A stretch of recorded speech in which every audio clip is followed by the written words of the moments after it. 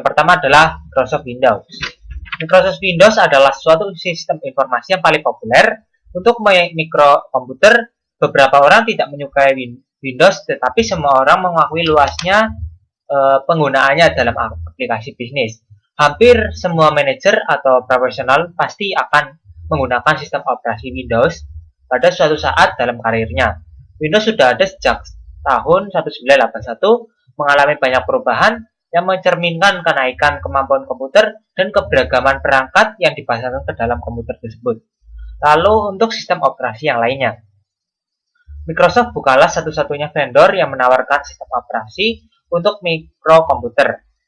Apple Computer membuat Mac OS X. Selain itu, komputer mikro standar dari Lenovo, Dell, dan Gateway dan lain-lain dapat menggunakan sistem operasi Unix. Unix ini adalah sebuah sistem open resource yang artinya sistem tersebut bebas untuk diduplikasikan, digunakan, dan diperbaiki oleh siapa saja. Lalu peranti lunak aplikasi. Ada 4 hal yang harus diperhatikan dalam peranti lunak aplikasi. Yang pertama adalah identifikasi. Mengapa penting bagi Anda untuk menentukan versi peranti lunak aplikasi pada komputer Anda? Karena versi yang berbeda dari aplikasi peranti lunak yang sama seperti Microsoft Word bisa saja menjadi fitur yang berbeda. Sebagai contohnya seperti ini. Pada Word 2003 memiliki fitur untuk memantau perubahan-perubahan pada suatu dokumen Word. Mengeklik perintah Tools diikuti dengan sub perintah Track Change akan menghidupkan fitur ini. Memantau siapa saja yang mengubah apa dan kapan apa berguna ketika 2 atau lebih orang mengerjakan dalam dokumen yang sama. Tapi beberapa versi Word yang awal tidak memiliki fitur Track Change. Salah satu alasannya mengapa banyak organisasi berusaha untuk menstandarisasi peranti lunak ini untuk meyakinkan agar semua orang di dalam organisasi tersebut dapat bekerjasama dengan baik. Lalu yang kedua adalah pembaruan. Seperti halnya Anda dapat memperbarui sistem operasi, Anda juga dapat memperbarui aplikasi. Kunjungilah situs web Microsoft dan pilih Office Update. Sebagai alternatif lain, jika Anda sedang membuka Word, Excel, PowerPoint, atau aplikasi Microsoft lainnya, Anda juga dapat mengklik perintah Help diikuti dengan perintah Check for Update. Perlu dicatat bahwa jika Anda menggunakan komputer di laboratorium komputer sekolah, Anda dapat mungkin tidak diizinkan untuk memperbarui peranti lunak pada komputer tersebut. Lalu melacak perubahan. Fitur Track Change telah disebutkan lebih awal. Banyak manajer dan profesional bekerja dalam fitur virtual di kantor yang berbeda pada zona waktu yang berbeda. Dan mereka saling bertukar dokumen Word dan lembar kerja Excel yang mencerminkan kerja tim. Adalah pentingnya untuk mengetahui anggota tim dari mana yang membuat perubahan dan pada waktu kapan saja itu terjadi. Lalu yang terakhir adalah perlindungan kata sandi. Para manajer seringkali menyertakan sebuah lembar kerja atau dokumen pada sebuah email karena email sering ditargetkan oleh hacker. Manajer mungkin perlu menambahkan proteksi kata sandi pada lembar kerja Excel, dokumen Word, atau presentasi PowerPoint. Kejadian yang lebih sering terjadi dibandingkan hacker memasuki email Anda adalah penulisan alamat email yang salah dan bersifat informasi sensitif yang dikirimkan ke orang yang salah. Lalu virus dan spyware. Yang pertama adalah ancaman dan hoax. Organisasi-organisasi ternama berusaha keras untuk menjaga agar virus tidak tersebar dari situs web mereka. Anda tidak akan menerima email dari suatu organisasi ternama yang berisikan link untuk memperbarui operasi Anda. Email seperti itu pasti adalah hoax. Selain itu, organisasi-organisasi yang legal tidak akan mengirimkan email dengan link yang menanyakan informasi akun atau kata sandi Anda. Anda sebaiknya hanya meminta pembaruan dan bertukar informasi mengenai akun dengan cara mengunjungi situs web organisasi tersebut dan kemudian mengakses link yang sesuai dalam situs web tersebut. Lalu yang kedua adalah proteksi. Ada 2 macam proteksi. Yang pertama adalah proteksi komersial.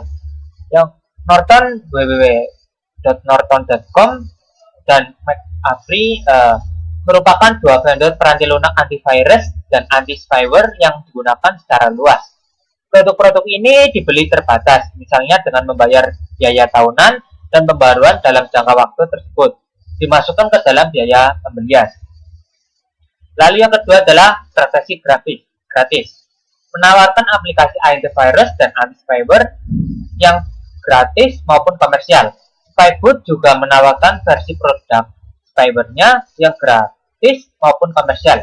Nama peranti lunak Graphisoft adalah FIG, versi gratis peranti lunak. Ini amat baik untuk mendeteksi dan menghapus virus. Lalu ada AdWord, adalah suatu aplikasi anti-spyware lain yang amat terkenal. Edisi penggunaan pribadi aplikasi ini bisa didapatkan secara cuma-cuma. Meskipun Anda dapat membeli produk adware lainnya yang lebih mudah digunakan dan dapat memperbarui sendiri pada waktunya. Lalu email. Ada 3 hal yang harus diperhatikan pada email. Yang pertama adalah implikasi di tempat kerjanya. Hampir setiap email yang pernah Anda kirimkan mungkin tersimpan di suatu tempat.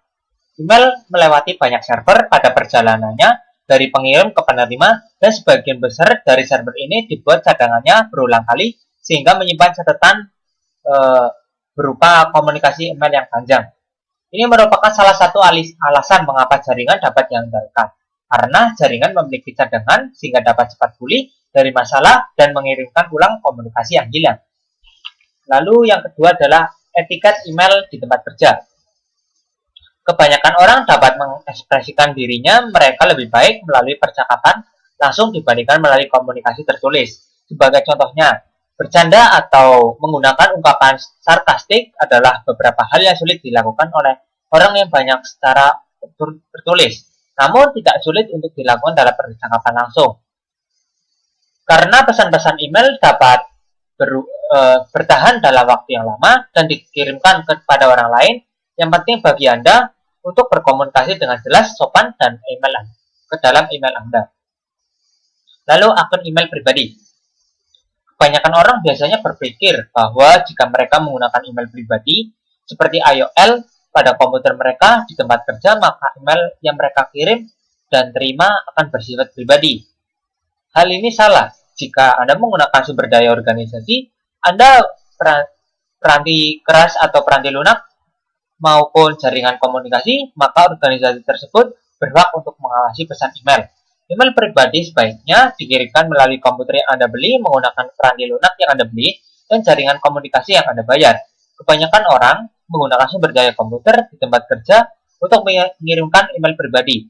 Sementara kebanyakan orang organisasi memberikan kesempatan untuk menggunakan sumber daya komputer untuk kepentingan pribadi, seperti halnya kesempatan menggunakan telepon kantor untuk beberapa kepentingan pribadi.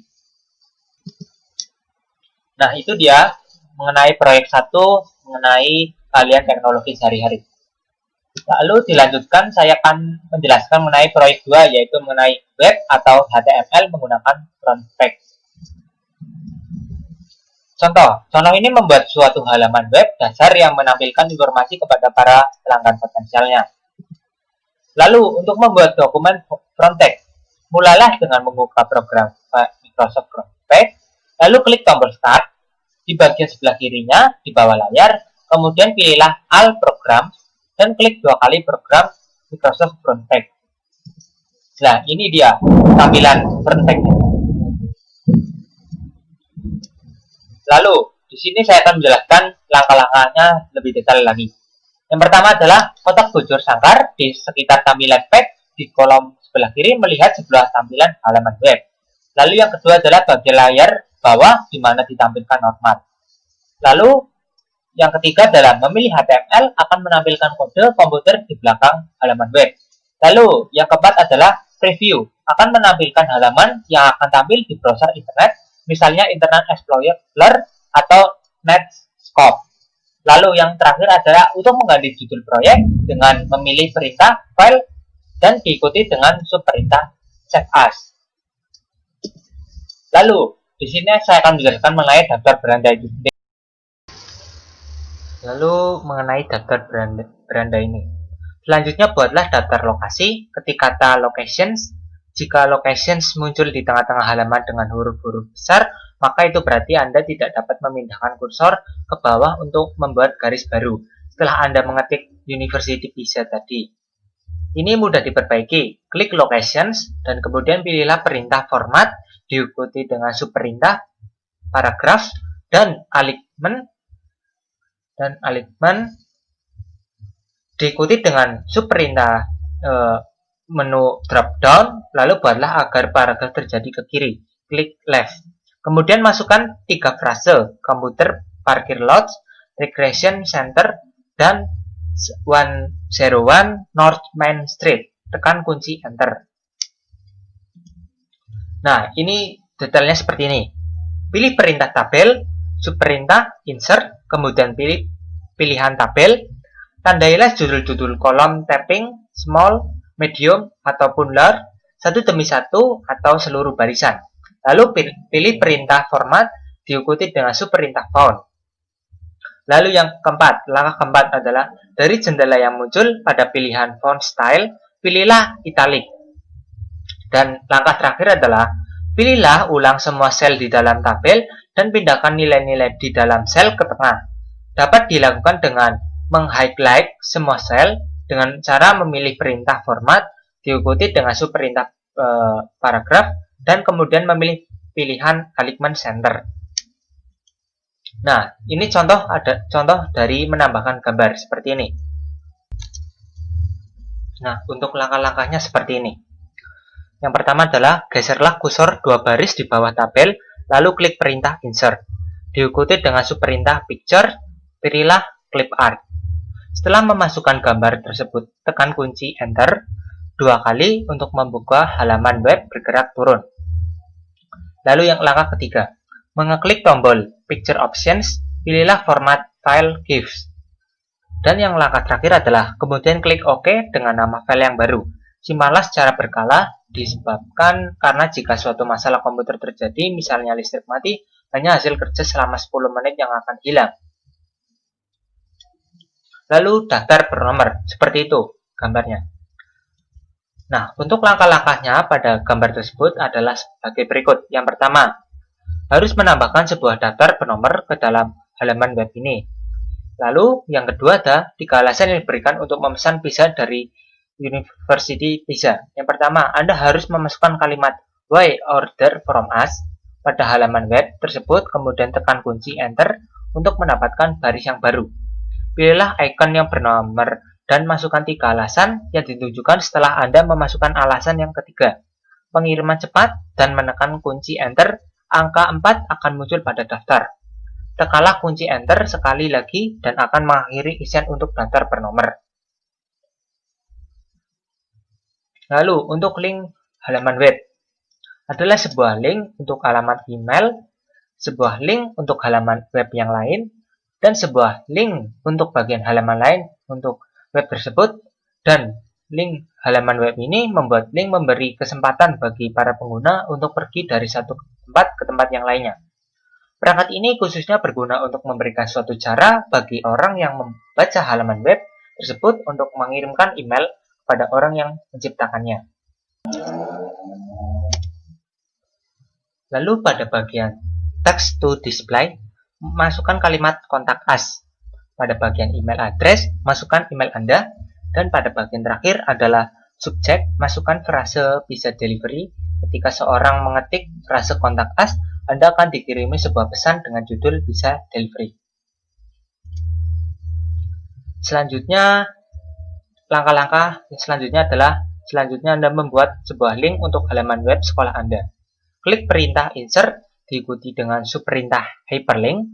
Pastikan Anda memilih kontak exciting file or web page di bawah kolom link to. Pada bagian text to display, ketikkan link to my school. Pada bagian address, ketikkan seperti itu, http://www.yourschool.edu.